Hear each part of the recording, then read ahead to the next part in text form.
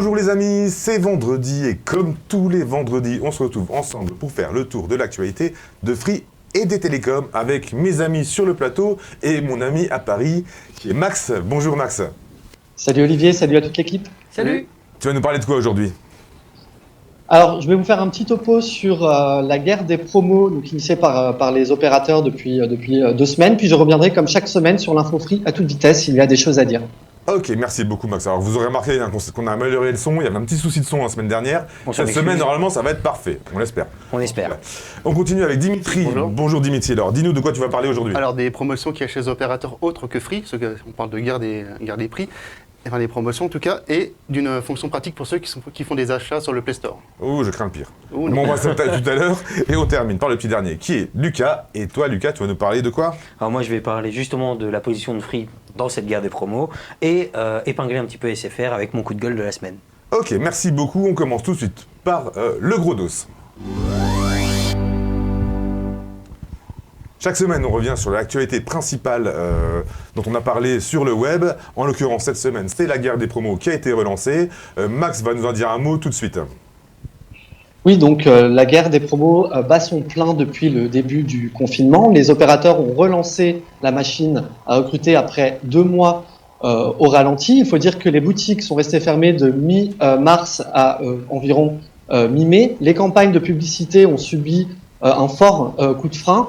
Et sans oublier aussi que les foyers français avaient autre chose à penser que de souscrire une offre ou changer d'opérateur. Et cela s'en est ressenti sur les recrutements.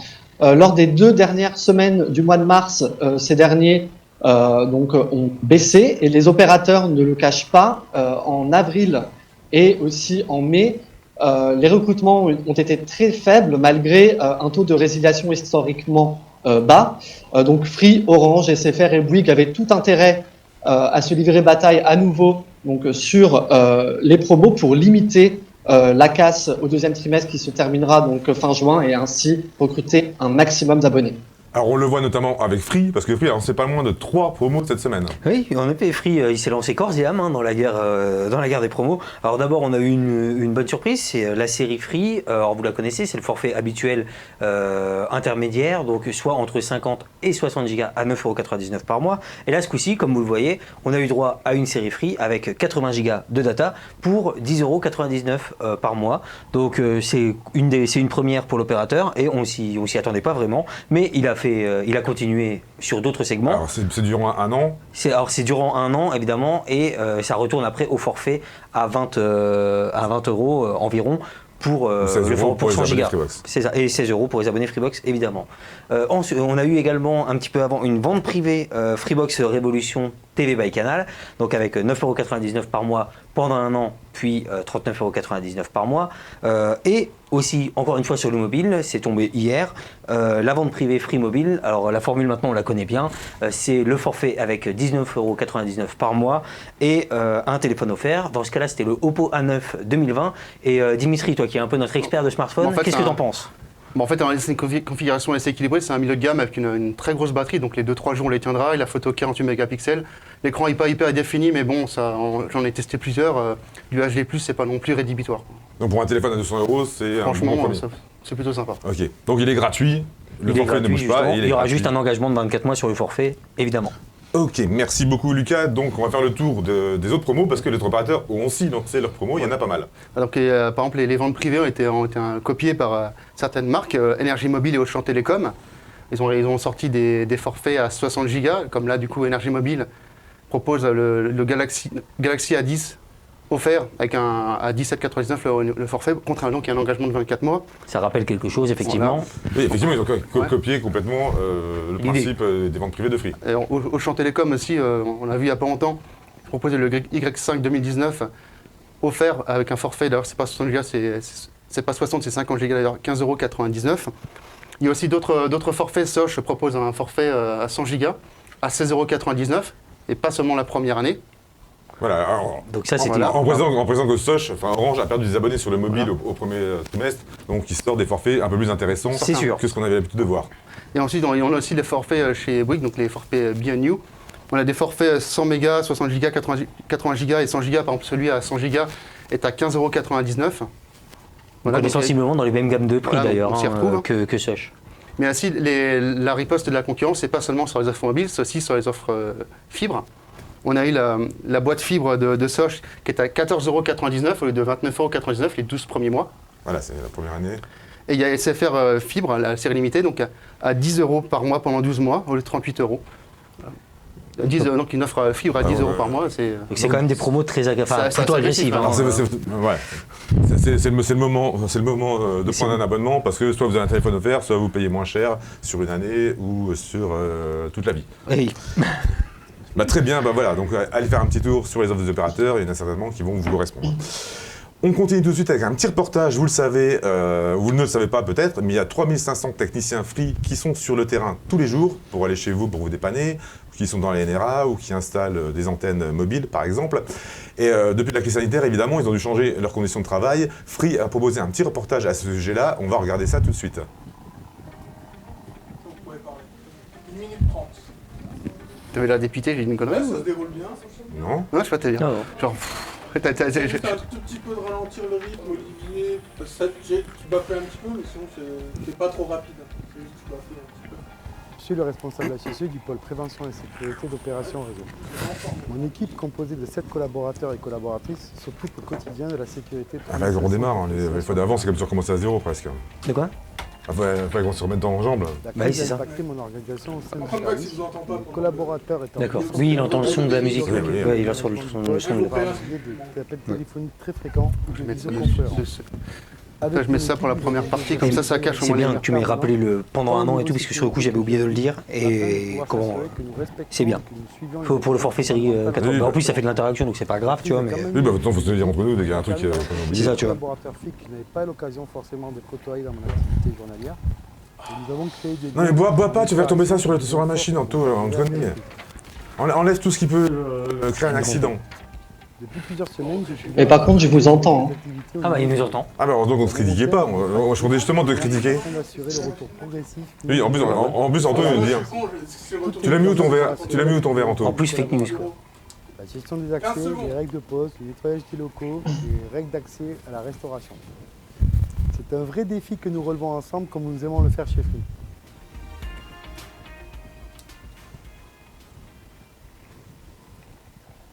Voilà, vous le voyez, c'est grâce à toutes ces personnes-là qu'on peut avoir une continuité de service et continuer à bénéficier d'Internet, du mobile, même quand c'est la crise sanitaire, même durant le confinement. Donc il faut leur dire chapeau, au même titre que d'autres métiers. Comme c'est dit à la fin, on leur dit merci. On leur dit merci, voilà, exactement.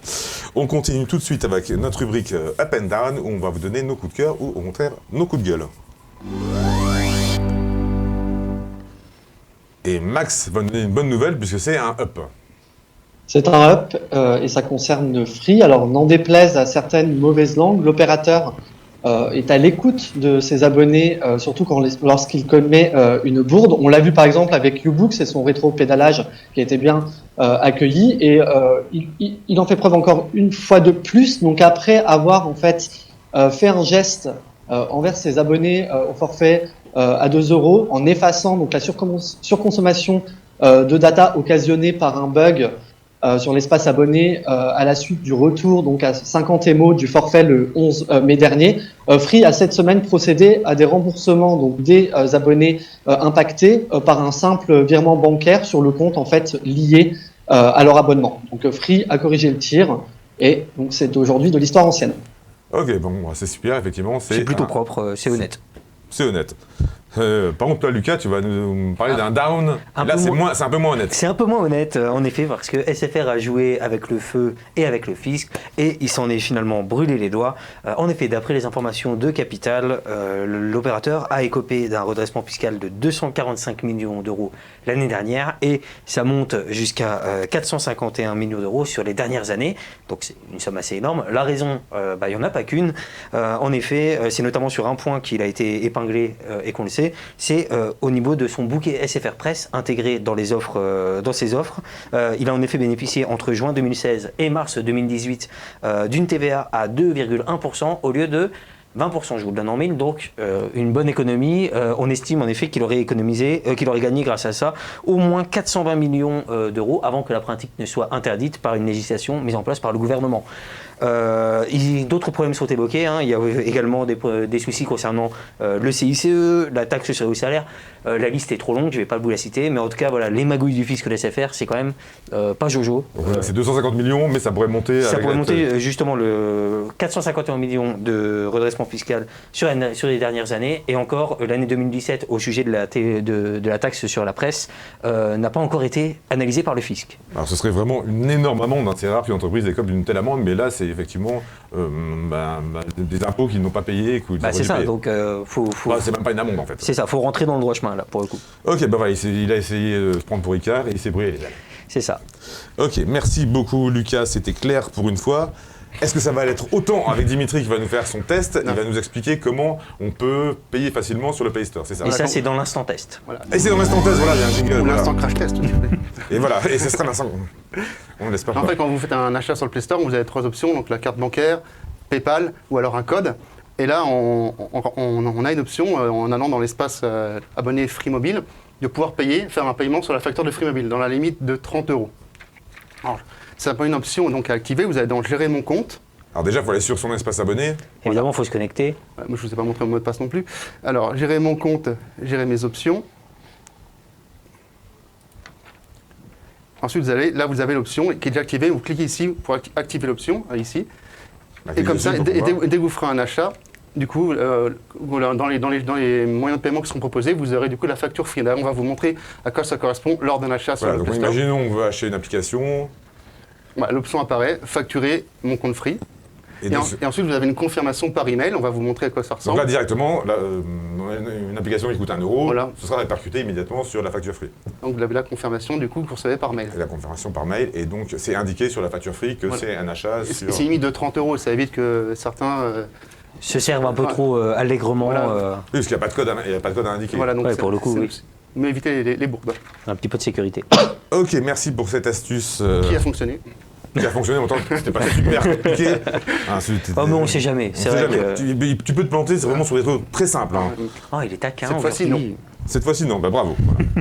Voilà. On passe à notre rubrique suivante qui est l'info à toute vitesse et c'est Max qui s'en occupe.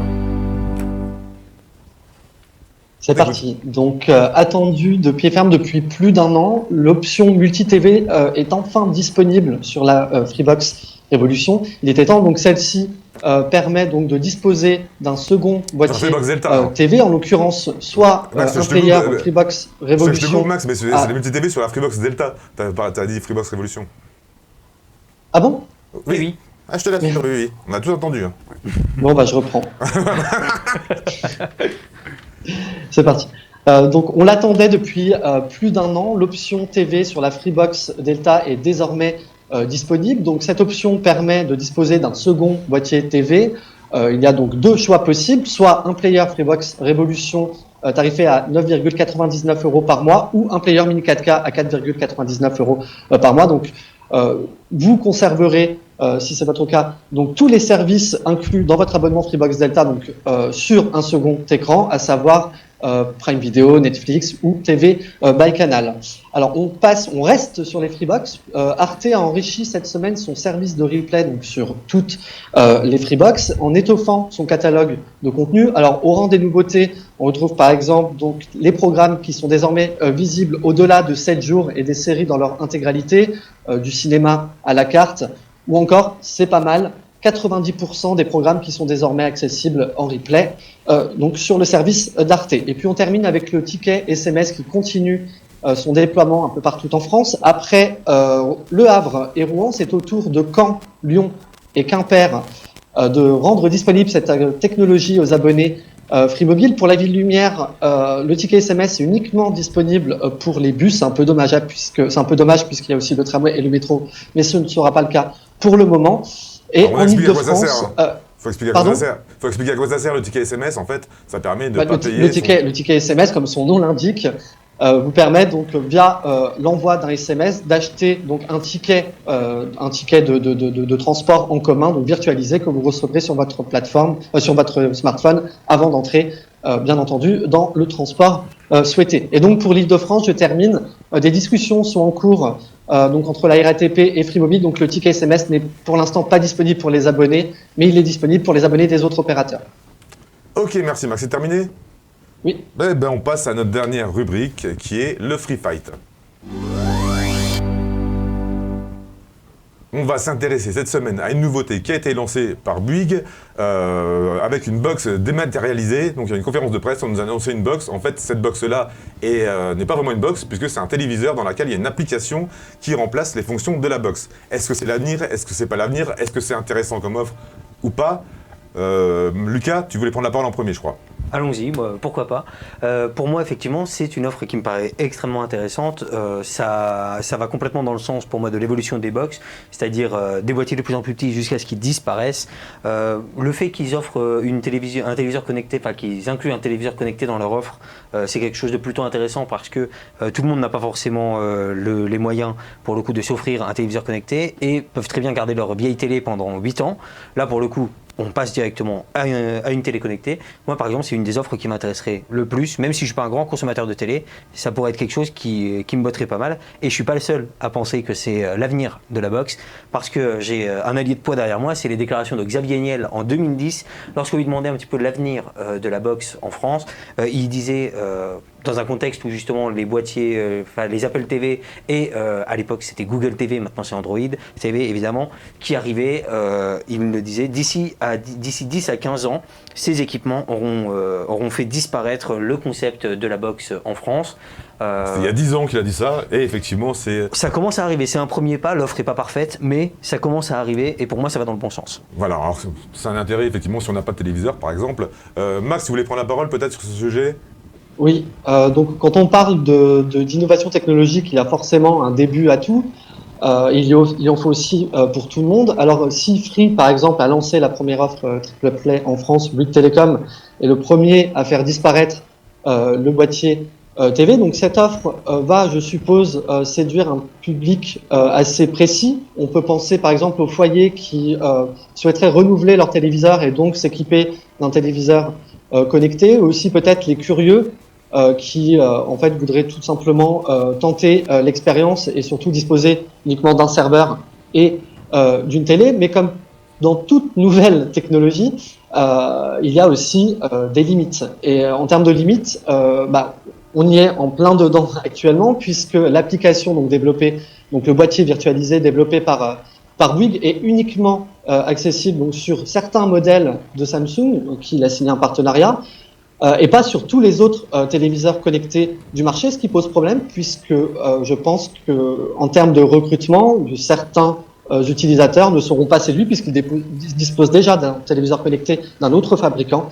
Donc voilà, le pari est osé, mais il faut bien commencer un jour ou l'autre. Et c'est effectivement, je pense que beaucoup d'opérateurs, même Orange en avait parlé, l'avenir des box aussi sera donc la dématérialisation des boîtiers.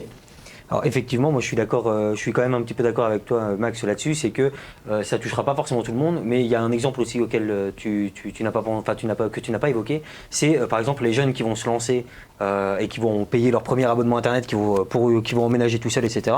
Je pense que c'est l'offre qui peut être la plus intéressante pour le coup, parce que voilà, on a une télé à tout petit prix. Et dès qu'on s'installe, on a la connexion, la télé en même temps, c'est plutôt intéressant. Et effectivement, tout n'est pas parfait au niveau de l'intégration sur tous les téléviseurs, mais en même temps, c'est un premier pas. Et alors, forcément, ils ne peuvent pas lancer ça un peu partout. Tu parles pour les étudiants, il faut rappeler que le prix de l'offre, c'était 40 €, 39,99 alors qu'il n'y a que 150 chaînes et 14 services de replay. C'est l'équivalent d'une offre à 30 €. En gros, c'est l'équivalent de la Mi-Kaka avec un environnement Android, en tout cas un environnement Samsung. Donc c'est en gros le forfait est 10 € plus cher qu'un forfait normal avec les mêmes contenus. Donc en fait la télévision concrètement on la paye dans son forfait puisque on pourra avoir les mêmes types d'offres pour 30 €, là ça coûte 40 €. Donc au bout de 2 ans, puisqu'il y a un engagement de 2 ans, on paye sa télé de 240 €. en plus du prix de départ qui est de 49 pour la moins chère. Oui. Donc au final, on paye, en gros, c'est plutôt un crédit sur une télévision qu'une télévision offerte. C'est sûr, mais pour le coup, quand tu viens de t'installer, c'est plus facile de lâcher 50 € en plus de ton abonnement que de lâcher 300 € pour une télé en plus, en payant en plus son abonnement Internet. Il y a des télés à partir de 100 € qu'on peut trouver. Oui, mais si tu veux une télé connectée 4K, va falloir payer un petit peu quand même. 39 €, 40 € pour un forfait, c'est pas pour non plus la portée de tout le monde, hein. C'est quand même le prix d'un forfait haut de gamme. C'est sûr. Dimitri, toi aussi, ce qui te dérangeait, c'est qu'on mette tout en même temps. Bah moi j'aime bien, pour moi c'est chacun à sa place. J'aime pas qu'on mélange tout, j'aime bien savoir à qui je dois m'adresser. Par exemple, imaginons que la télé tombe en panne, bah j'y peux rien en fait. On peut pas utiliser son service télé sur une autre télé. Voilà, moi donc j'aime bien qu'on sépare bien les choses, comme ça s'il y a un truc qui tombe en panne, bah, le problème est là. Si c'est un autre appareil qui tombe en panne, c'est bien le problème est là, mais qu'on ne soit pas bloqué, quoi. Là, si la télévision tombe en panne, on perd tout. Oui, disons que si jamais ta box tombe en panne, tu peux très bien utiliser une appli sur ta télé connectée, mais si jamais ta télé tombe en panne, mais que tu n'as pas de player... La télévision tombe en panne, actuellement... Concrètement, que ce soit chez Free ou ce réparateur, si la box tombe en panne, on vous en renvoie une rapidement, mais vous avez quand même une télé qui fonctionne. Là, évidemment, c'est beaucoup plus compliqué de renvoyer une télé entière. Et puis en attendant, effectivement, on n'a pas forcément d'écran supplémentaire sous la main. Si là, elle lâche, là, on la remplace par une d'appoint, voilà, par exemple. J'aime pas trop tout mélanger, en fait. Donc c'est pas si simple en tout cas. N'hésitez pas à nous donner votre avis dans les commentaires juste en dessous de cette vidéo ou sur Univers Freebox. Pour nous c'est terminé, à moins que vous vouliez rajouter quelque chose. Non, moi c'est bon. Non ? Et ben dans ce cas-là, on termine là-dessus. On vous souhaite une bonne soirée, un bon week-end. On se retrouve tous les jours du lundi au dimanche sur Univers Freebox pour avoir la totalité de l'information sur Free et même des télécoms. Et pour totalement vibrer, on se retrouve vendredi prochain. Ciao !